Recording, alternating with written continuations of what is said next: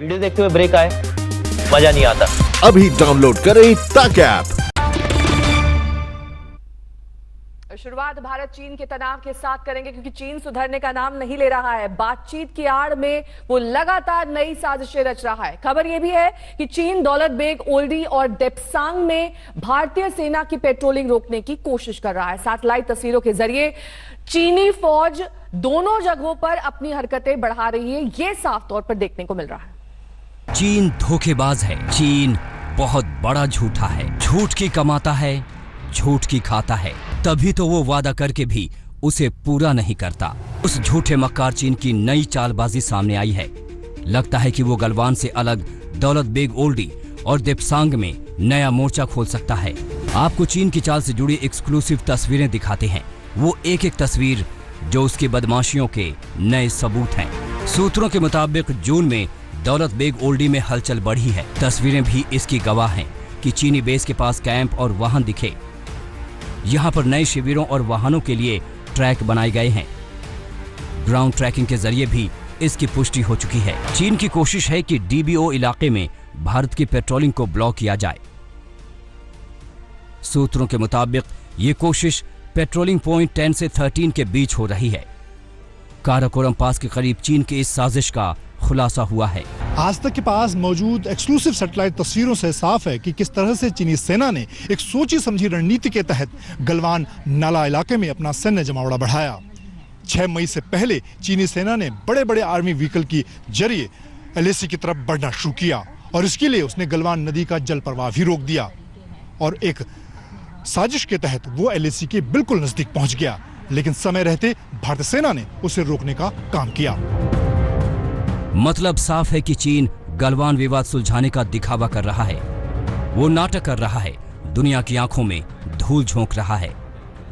गैलवन नदी में उसका बहाव रोक के और फौजियों का असला बारूद सामान वहां ला के ये क्रिमिनल एक्ट। गलवान में 15 जून को हिंदुस्तान कैसे भूल सकता है? ये इतिहास की वो तारीख है जो चीन की कायरता का जीता जागता सबूत है। मातृभूमि की रक्षा करते करते 20 जवान शहीद हो गए थे। उस विवाद को सुलझाने के लिए 22 जून को कमांडर स्तर की बैठक भी हो चुकी है, लेकिन शराफत का चोला ओढ़े चीन चालबाजी से बाज नहीं आ रहा। चीन ने ठीक उसी जगह ये किया है जहां हमारे वीरों ने शहादत दी। 22 जून की सैटेलाइट इमेज साफ बता रही है कि चीनी फौज फसाद वाली जगह पर फिर लौट आई है। चलिए आपको पूरी कहानी सिलसिलेवार तरीके से बताते हैं। 22 मई को चीन की ये पोस्ट निगाह में आई थी। भारत भूमि में करीब 20 मीटर भीतर, गौर कीजिएगा। अब 16 जून की तस्वीर देखिए, उसके तहस नहस कैंप दिख रहे हैं, क्योंकि भारत के सैनिकों ने 15 जून के खूनी संघर्ष के दौरान उसे तबाह कर दिया था। ऐसा इसलिए कि चीन ने एलएसी को लेकर हुए समझौतों का घोर उल्लंघन किया था। अब दोनों तस्वीरों को एक साथ देखिए। साफ है कि चीन के कैंप उजाड़ दिए गए थे, जला दिए गए थे।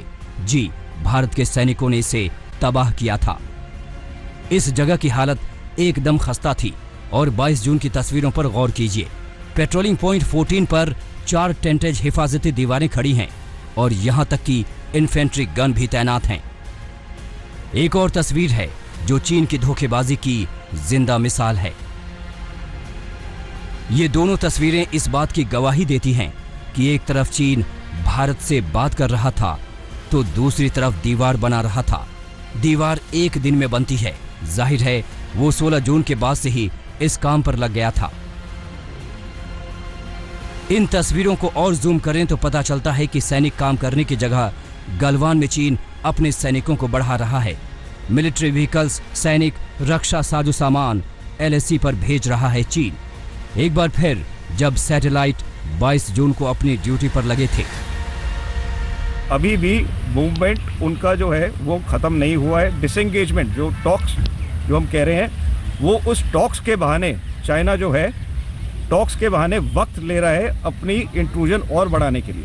पेंगोंग त्सो लेक की 5 फिंगर्स, आपका डेप्सांग, आपका दौलत बेग ओल्डी जो एक आपका सबसे स्ट्रेटेजिक एयर स्ट्रिप है वहाँ पे, उसके ऊपर भी अब मूवमेंट्स उनकी शुरू हो गई। चीन चाहे जितनी गुस्ताखी कर ले, उसकी हर चाल पर हिंदुस्तान की नजर है। वो भूल जाए कि दोबारा वो गलवान जैसा दुस्साहस कर सकेगा। शिव अरूर के साथ मंजीत सिंह नेगी, दिल्ली आज तक। गलवान वैली में चीनी सैनिकों का विश्वासघात कभी नहीं भूलेगा भारत, लेकिन चीन की हिमाकत देखिए, वो उल्टा भारत पर माहौल बिगाड़ने का आरोप लगा रहा है। एलएसी पर तनाव का ठीकरा वो भारत के सर फोड़ रहा है। और सीना जोरी नहीं कहें तो और क्या कहें, एलएसी पर बार बार लक्ष्मण रेखा लांघने वाला चीन मौजूदा तनाव का पूरा ठीकरा भारत के सिर मढ़ने की कोशिश कर रहा है। चीन के विदेश मंत्रालय के प्रवक्ता झाओ लीजियान का ये बयान सुनिए। 中印边界西段加勒万河谷冲突事件引发国内外广泛关注。6月19日，我已经详细介绍了事件的来龙去脉。此次事件的是非曲直十分清楚，责任完全不在中方。首先是印度边防部队 बार बार भारतीय सीमा में घुसने और जमीन हथियाने की कोशिश करने चीन ने एक बार फिर गलवान वैली पर अपना दावा ठोंकने की कोशिश की और उल्टा भारत पर इलाके की भौगोलिक स्थिति में बदलाव का आरोप जड़ दिया। यही नहीं, चीन का आरोप है कि 15 जून की रात गलवान वैली में पहला हमला भारत की तरफ से हुआ था। 中印边界西段实控线是清楚的，加勒万河谷位于实控线中方一侧，中国边防部队一直在此巡逻执勤，对当地管控情况十分清楚。今年4月以来，印方在加勒万河谷敌边 देखिए कौन ज्ञान दे रहा है, वही चीन जो पड़ोसी देशों की जमीन पर कब्जा कर इलाके का भूमाफिया बना हुआ है। ये वही चीन है जिसने बात करने आए भारतीय सैनिकों पर धोखे से हमला बोला था। ये वही चीन है जो बार बार कभी गलवान वैली तो कभी डोकलाम, कभी पैंगोंग लेक तो कभी दौलत बे गोल्डी, हर जगह भारतीय सरजमी में अपने पांव बढ़ाने की कोशिश करता है। 万河谷敌边越线修路架桥，单方面改变当地现状。中方多次向印方提出严正交涉。5月6日凌晨， चीन भारत को शांति का ज्ञान दे रहा है, जबकि सैटेलाइट तस्वीरों से साफ है चीन हर वो काम कर रहा है जिससे शांति भंग हो। बातचीत करने और पीछे हटने का ढोंग करने के साथ साथ वो एलएसी में अपनी मौजूदगी बढ़ा रहा है।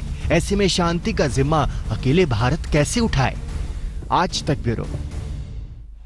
और अब बात दिल्ली में बेकाबू हो रहे कोरोना की रफ्तार की करेंगे, क्योंकि दिल्ली में पिछले हफ्ते भर से ऐसा लग रहा है कि कोरोना का विस्फोट हो चुका है। हालात ये है कि राजधानी दिल्ली कोरोना केस में मुंबई से आगे निकल गई है। एक दिन में सामने आने वाले नए मरीजों का आंकड़ा मुंबई के मुकाबले दिल्ली में 3 गुना ज्यादा है, जबकि डबलिंग रेट के मामले में दिल्ली और मुंबई के आंकड़े का अंतर दिल्ली वालों के लिए अच्छा संकेत नहीं है। चीनी वायरस राजधानी पर अपना शिकंजा तेजी से कस रहा है।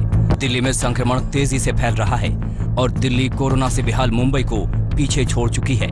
पिछले 24 घंटों के आंकड़ों पर नजर डालें तो दिल्ली में पिछले 24 घंटे में 3,788 नए मरीज सामने आए हैं, जबकि मुंबई में 24 घंटों में सामने आने वाले मरीजों की संख्या है 1,118। दिल्ली में संक्रमितों का आंकड़ा 70,000 के पार पहुंच गया है, जबकि मुंबई में कोरोना के कुल केस 69,528 हैं। वायरस से होने वाली मौतों की बात करें तो 24 घंटे में दिल्ली में 64 मरीजों की जान गई है। वहीं मुंबई में 24 घंटे में मरने वालों की संख्या 38 पर आ गई है। आंकड़े बता रहे हैं कि मुंबई में कोरोना का शिकंजा कुछ ढीला हुआ है, तो वहीं दिल्ली पर वायरस ताबड़तोड़ वार कर रहा है। दिल्ली और मुंबई में 24 घंटे में सामने आने वाले मरीजों की संख्या में 3 गुना से ज्यादा का फर्क है। एक दिन में होने वाली मौतों के मामले में भी दिल्ली मुंबई से आगे निकल गई है। कुल मरीजों का आंकड़ा भी मुंबई को पीछे छोड़ गया है। बीएमसी के मुताबिक मुंबई में डबलिंग रेट 39 दिन है, तो वहीं दिल्ली में करीब 14 दिनों में मरीजों की संख्या दोगुना हो रही है।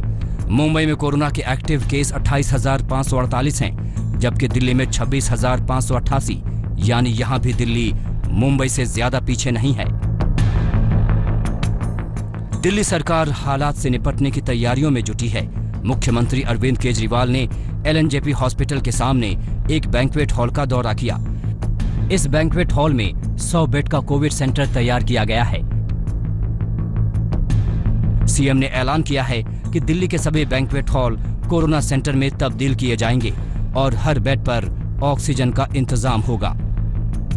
छतरपुर के राधा स्वामी ब्यास में 10,000 बेड का विशाल कोविड केयर सेंटर बनकर तैयार हो चुका है। इसके संचालन का जिम्मा आईटीबीपी को सौंपा गया है। आर्मी के डॉक्टर और नर्स यहां मरीजों की देखभाल करेंगे। ये कोविड केयर सेंटर 26 जून को शुरू हो जाएगा।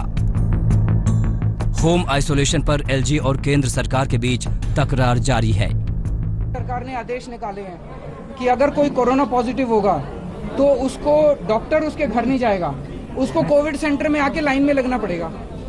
अब 103 बुखार वाला आदमी, 102 बुखार वाला आदमी, उसको लाइन में क्यों खड़े कर रहे हो? ये कहाँ की व्यवस्था है? तो हमारा निवेदन है केंद्र सरकार से, हम लोग मिलके काम कर रहे हैं कि सिस्टम केंद्र सरकार और दिल्ली सरकार और सारी संस्थाएं सब मिलके काम कर रहे हैं। केंद्र सरकार से निवेदन है, उन्होंने जिस भी कारण से निकाला ऑर्डर, हो सकता है कुछ गलतफहमियां रही होंगी, अब उस ऑर्डर को वापस लेंगे। दिल्ली सरकार पहले ही 31 जुलाई तक कोरोना मरीजों की संख्या करीब 5.5 लाख तक पहुंचने की आशंका जता चुकी है। हालांकि मुख्यमंत्री अरविंद केजरीवाल हालात से निपटने के लिए तैयार है। बेड की संख्या मरीजों से ज्यादा और आने वाले वक्त में रैपिड टेस्टिंग के जरिए हर एक संक्रमित तक पहुंचकर उसका इलाज किया जाएगा। अंकित यादव और जितेंद्र बहादुर सिंह के साथ आज तक ब्यूरो। हमारी संवाददाता विद्या इस वक्त मुंबई से हमारे साथ जुड़ गई हैं। संजय शर्मा हमारे संवाददाता दिल्ली से हमारे साथ जुड़ गए हैं। सबसे पहले संजय का रुख करते हुए, संजय, ये जो बार बार केजरीवाल कह रहे हैं कि कोविड पेशेंट को कोविड सेंटर तक नहीं जाने देने का फैसला लिया जाना चाहिए क्योंकि इससे उनको तकलीफ भी हो रही है, इससे मामले और ज्यादा भी बढ़ सकते हैं, क्या ये फैसला केंद्र की ओर से वापस लिया जा सकता है? और दूसरा सवाल आपसे ये कि कोविड केयर सेंटर को लेकर आगे का प्लान क्या है? कहां कौन कौन सी जगह को कोविड सेंटर में तब्दील किया जा सकता है? पहले मैं आपके पहले सवाल का जवाब दूं तो उसमें गलतफहमियां और खुशफहमियां दोनों ही तरफ हैं। जब डॉक्टर के आने की बात थी और दिल्ली सरकार ने ऐलान किया था कि जैसे ही पता चलेगा डॉक्टर्स की टीम आएगी, कई ऐसे फोन हमारे पास आए, कई ऐसे केसेस हैं जिसमें डॉक्टर नहीं पहुंचे, ना किसी ने फोन करके हालत का जायजा लिया, ना किसी ने यह बताया कि करना क्या है और नहीं करना क्या है।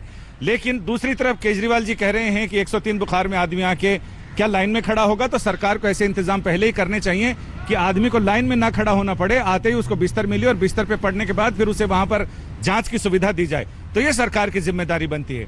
और दूसरा ये कि जिस तरह से मामले आगे बढ़ रहे हैं, आईटीबीपी ने राधा स्वामी सत्संग केंद्र में मांडी में वहां जिम्मेदारी संभाल ली है। फिलहाल 2,500 बिस्तरों के साथ पहले चरण में व्यवस्था शुरू हो रही है।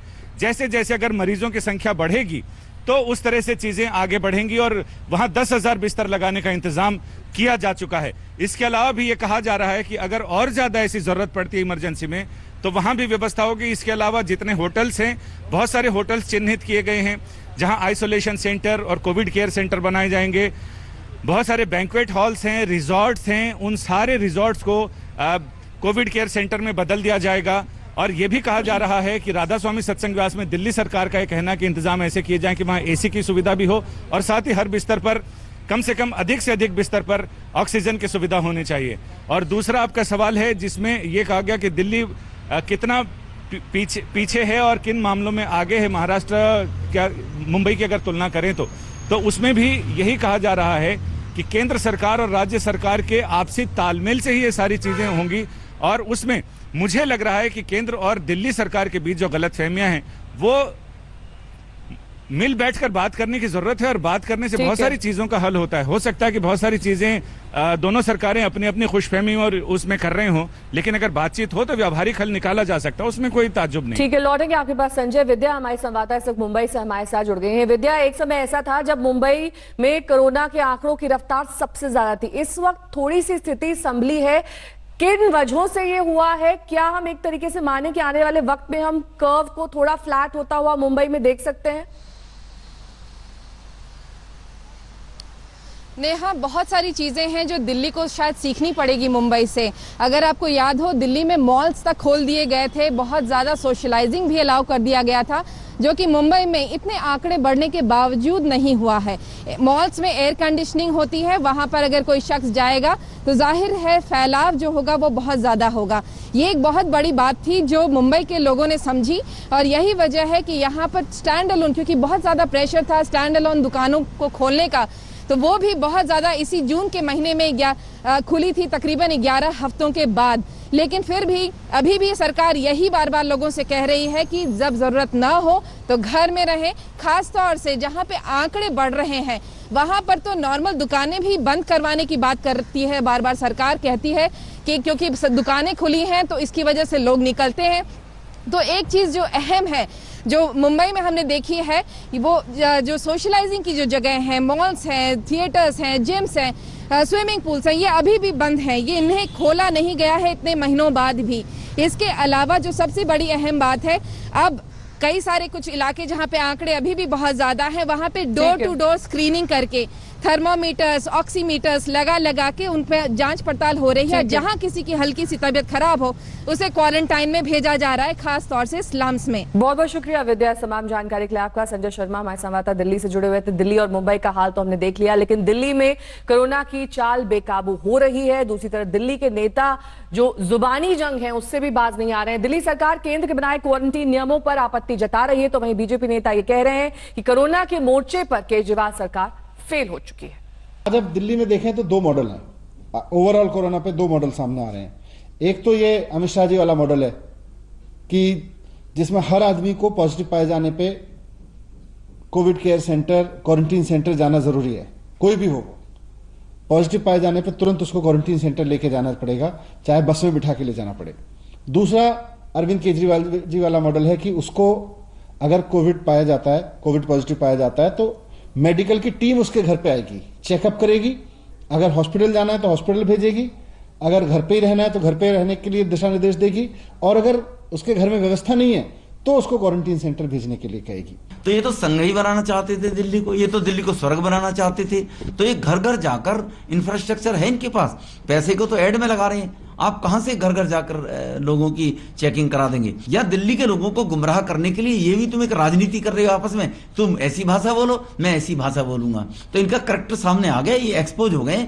अब तो इनको राइट टू रिकॉल में जाना चाहिए। केजरीवाल के अंदर अगर मानवता है, गैरत है, तो केजरीवाल बोला करते थे कोई सरकार फेल हो जाए तो राइट टू रिकॉल की व्यवस्था होनी चाहिए देश के अंदर। तो केजरीवाल साहब आपका क्या कहना है इसमें? मनीष सिसोदिया आपका क्या कहना है? अब राइट टू रिकॉल में जाना चाहिए नहीं जाना चाहिए लोगों? बाबा रामदेव ने यह दावा किया कि उन्होंने कोरोना की दवा कोरोनिल खोज ली है। राजस्थान के बाद महाराष्ट्र सरकार ने भी महाराष्ट्र में कोरोनिल की बिक्री पर अब रोक लगा दी है। महाराष्ट्र के गृह मंत्री अनिल देशमुख ने ट्वीट कर यह जानकारी दी। अनिल देशमुख ने ट्वीट में यह कहा कि जयपुर का national institute of medical science ये जांच करेगा कि दवा का क्लिनिकल ट्रायल हुआ भी है या फिर नहीं, लेकिन महाराष्ट्र से अवैध दवा की बिक्री की मंजूरी नहीं देगा। आपको बता दें कि राजस्थान सरकार ने कल रामदेव की दवा बेचने पर पाबंदी लगा दी थी। ऐसा करने वाला राजस्थान पहला राज्य बना था और अब महाराष्ट्र भी राजस्थान की तरह पाबंदी लगा चुका है। दुनिया में तेजी से बढ़ रहा है कोरोना।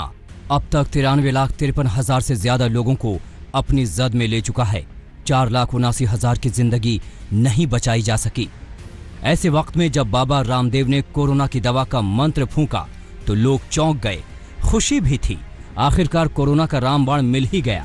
कोरोना की दवाई कोरोनिल और स्वासारी को हम लॉन्च करने जा रहे हैं। लेकिन आयुष मंत्रालय की आपत्ति के बाद राजस्थान पहला राज्य बन गया जिसने बाबा रामदेव की दवा की बिक्री पर रोक लगा दी है।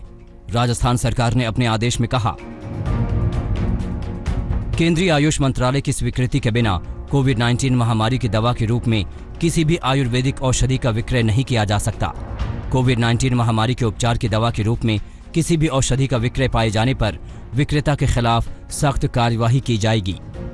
मैं पुलिस डिपार्टमेंट को डायरेक्शन दूंगा और ये कहूंगा कि इसका इन्वेस्टिगेशन हो। ये किस तरह से इन्होंने किसकी परमिशन से ट्रायल किया है, मजाक बना दिया इन्होंने। इससे पहले केंद्रीय आयुष मंत्रालय ने रामदेव के दावों पर सवाल खड़े कर दिए थे। विज्ञापन पर रोक लगाया गया, दवा की जांच की बात कही गई है, पतंजलि से दवा के बारे में जानकारी मांगी गई है। आपकी दवा उसको कुछ करने के लिए हम नहीं कहते हैं, लेकिन वो थ्रू प्रॉपर प्रोसीजर से वो जाए और लोगों को जल्दी मिले, इसीलिए वो फॉर्मेलिटी पूरा करने के लिए उनको कहा हुआ है। उन्होंने कल पूरी रिपोर्ट भेजी है।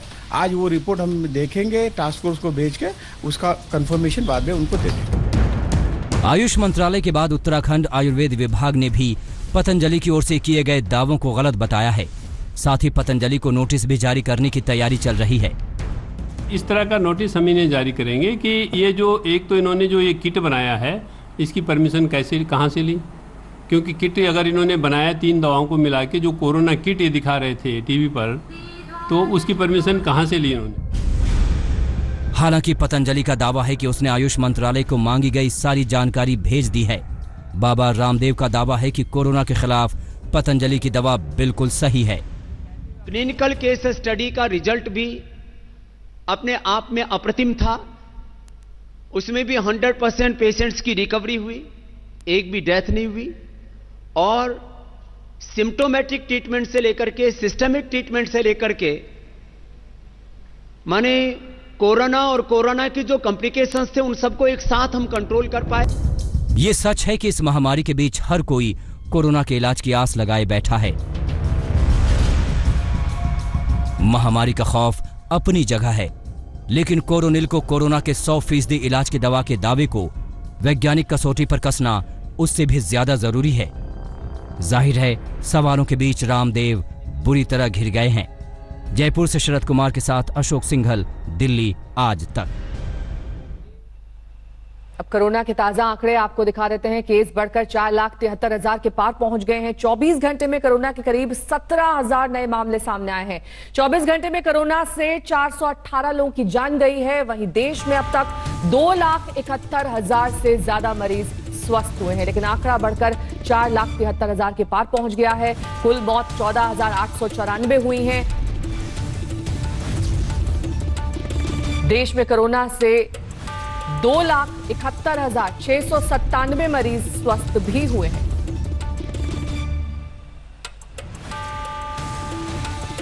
तो बाबा रामदेव की दवा कोरोनिल पर बवाल है, तो उधर लंदन में कोरोना वैक्सीन का ट्रायल कल से शुरू हो चुका है। इंपीरियल कॉलेज के वैज्ञानिकों का यह दावा है कि जानवरों पर सफल ट्रायल के बाद इंसानों पर इसका ट्रायल शुरू हुआ है। जबकि पूरी दुनिया कोरोना के खिलाफ जादुई दवा की खोज में जुटी हुई है, लंदन में इस खोज की दिशा में एक बड़ी कोशिश बुधवार से शुरू हो। लंदन के इंपीरियल कॉलेज ने नया कोरोना वायरस वैक्सीन इजाद किया, जिसका इंसानों पर ट्रायल शुरू हुआ है। जानवरों पर ट्रायल कामयाब होने के बाद इंसानों पर ये ट्रायल शुरू हुआ है। अगले कुछ हफ्तों में करीब 300 लोगों पर ये ट्रायल होगा।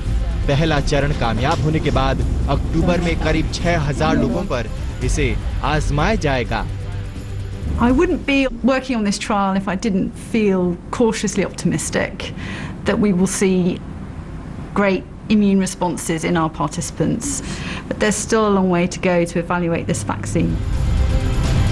ये वैक्सीन नहीं है क्योंकि इस वैक्सीन को विकसित करने में जेनेटिक कोड के सिंथेटिक स्ट्रैंड्स का इस्तेमाल किया गया है।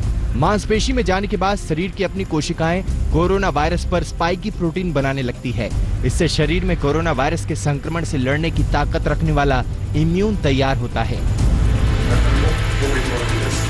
इस वैक्सीन को लेकर ब्रिटेन में काफी उत्साह है। ब्रिटेन के प्रिंस विलियम ने इस वैक्सीन को तैयार करने वाले वैज्ञानिकों से मुलाकात कर उनका उत्साह बढ़ाया। Good luck with us. No. You're in good hands, sir, I'm sure. Yes. Because they're waiting to get me. उम्मीद जताई जा रही है कि अगले साल की शुरुआत से ये वैक्सीन पूरी दुनिया में उपलब्ध हो जाएगी। फिलहाल कोरोना वायरस के इलाज के लिए कोई दवा नहीं है, लेकिन 100 से ज्यादा वैक्सीन के ट्रायल पूरी दुनिया में जारी है। आज तक ब्यूरो। और बात दिल्ली में पेट्रोल और डीजल की बढ़ती कीमतों की करेंगे। डीजल की कीमतें नया रिकॉर्ड बना रही हैं। पहली बार डीजल का भाव 80 रुपए को पार कर गया है। पिछले 19 दिन में डीजल की कीमत 10 रुपए 62 पैसे और पेट्रोल का भाव 8 रुपए 66 पैसे बढ़ चुका है। दिल्ली में पेट्रोल का भाव 89 रुपए 92 पैसे है, जबकि डीजल 80 रुपए 2 पैसे प्रति लीटर बिक रहा है। लगातार 19वें दिन डीजल के भाव में इजाफा दर्ज हुआ है। कल के ठहराव के बाद आज पेट्रोल भी 16 पैसे महंगा हो चुका है। और ज्यादा जानकारी के साथ निखिल हमारे संवाददाता इस वक्त जुड़ गए हैं। निखिल, सरकार इसलिए कटघरे में बार बार आ रही है क्योंकि इस तरीके से कीमतों में कभी इजाफा नहीं देखा गया। रिकॉर्ड कीमतें हैं इस वक्त डीजल की। क्या सारा राज्यों से डीजल और पेट्रोल से ही वसूला जाएगा? देखिए नेहा, किसी ने भी कहा कि ये जो पेट्रोल और डीजल होता है, ये पदार्थ ज्वलनशील होता है, ये सटीक बैठता है आज की स्थिति में, जब दिल्ली में खासकर डीजल की जो कीमतें हैं वो 80 रुपए को भी पार कर गई हैं। यानी कि पेट्रोल की कीमतें जो 79 पे बनी हुई हैं उससे भी ज़्यादा डीजल की कीमत बनी हुई है। आपको बता दें, आज की जो बढ़त दर्ज की गई है डीजल में वो 14 पैसे की बढ़त दर्ज की गई है। वहीं अगर पेट्रोल की बात करें तो 16 पैसे इसमें इजाफा हुआ है। वहीं बीते अगर 18 दिनों का नेहा अगर मैं आपको आंकड़ा बताऊं तो अब तक डीजल की कीमतों में 10 रुपए तक का उछाल देखा गया है। वहीं पेट्रोल की जो कीमतें हैं 8 रुपए तक का इस पे उछाल देखा गया है। इसका कारण क्या है? सबसे बड़ा कारण मैं ये आपको बता दूं कि देश भर में कोरोना वायरस के कारण जो लॉकडाउन था, ऐसे में सारी ही गाड़ियां सड़कों पर नहीं थी। बेहद जो तेल कंपनियां थी उनको काफी ज्यादा नुकसान झेलना पड़ा। उस नुकसान की भरपाई के लिए नेहा, दिल्ली में खासकर अगर राजधानी की मैं आपको बात करूं तो दिल्ली सरकार ने जो तेल की कीमतों पे वैट लगता है, जो टैक्सेस लगते हैं, उसको बढ़ा दिया है। डीजल की कीमतों पे जो टैक्स लगता था वो आपको बता दूं, वैट खास करके। बहुत बहुत शुक्रिया निखिल इस तमाम जानकारी के लिए आपका। और बुलेटिन के इस हिस्से में सबसे पहले आपको दिखा देते हैं देश भर में कोरोना के आंकड़े किस तरीके से अब 4,73,000 को पार कर गए हैं। 24 घंटे में कोरोना के करीब 17,000 नए मामले सामने आए हैं। 24 घंटे में कोरोना से 418 की जान गई है। वहीं देश में अब तक 2,71,000 से ज्यादा मरीज स्वस्थ हुए। दिल्ली में डीजल के दाम पेट्रोल के दाम से पार पहुंच गए हैं। कीमत 80 रुपए प्रति लीटर तक पहुंच गई है। आज भी तेल का भाव ताव दिखा रहा है। पेट्रोल भाव के खिलाफ शहर शहर विरोध के शोले भड़क रहे हैं। पटना की अगर बात कर लें तो वहां पर आरजेडी कार्यकर्ताओं के साथ तेजस्वी यादव सड़क पर निकले और भोपाल में कांग्रेस ने प्रदर्शन किया। दोनों जगह की तस्वीरें हम आपको दिखा रहे हैं। एक तरफ पटना में तेजस्वी यादव अपने कार्यकर्ताओं के साथ विरोध प्रदर्शन करने के लिए सड़क पर उतरे, वहीं भोपाल में कांग्रेस कार्यकर्ताओं ने प्रदर्शन किया। दरअसल ये बार बार सरकार से सवाल पूछा जा रहा है कि पेट्रोल और डीजल के दाम आसमान क्यों छू रहे हैं। रोहित हमारे संवाददाता इस वक्त सीधे पटना से हमारे साथ जुड़ गए हैं। रोहित, देश भर में अब पेट्रोल डीजल के दामों को लेकर आक्रोश है। पटना में किस तरह की तस्वीर दिखाई दी? यहां पर आरजेडी का प्रदर्शन हुआ।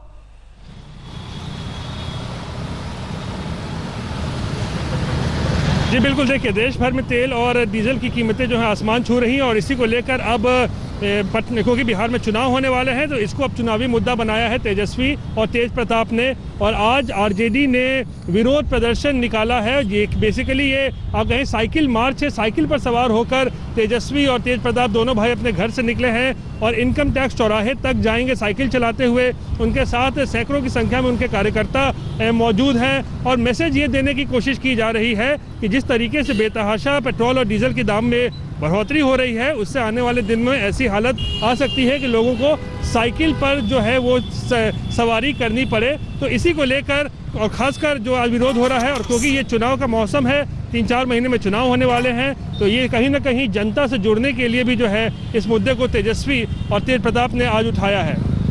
और साथ ही रोहित ये भी जानना चाहेंगे कि इस तरीके का जो प्रदर्शन हो रहा है, चाहे वो पटना की हम बात कर लें, भोपाल की बात करें, जाहिर तौर पर इसे चुनावी मुद्दा जिस तरीके से आप बता रहे हैं बनाया भी जाएगा। आज भी क्या कोई प्रदर्शन की तैयारी है?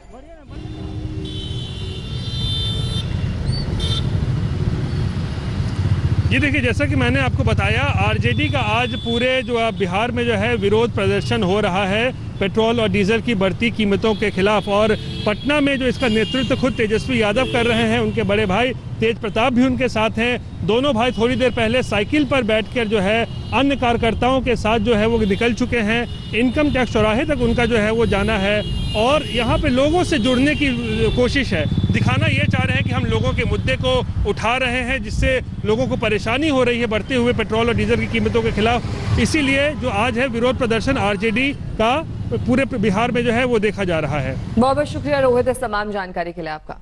नमस्कार, मैं हूं अंजना ओम कश्यप। हमें उम्मीद है ये वीडियो आपको पसंद आया होगा। लेटेस्ट खबरों के लिए यूं ही देखते रहिए आज तक और इस वीडियो के पसंद आने पर लाइक, शेयर एंड सब्सक्राइब करना ना भूलें।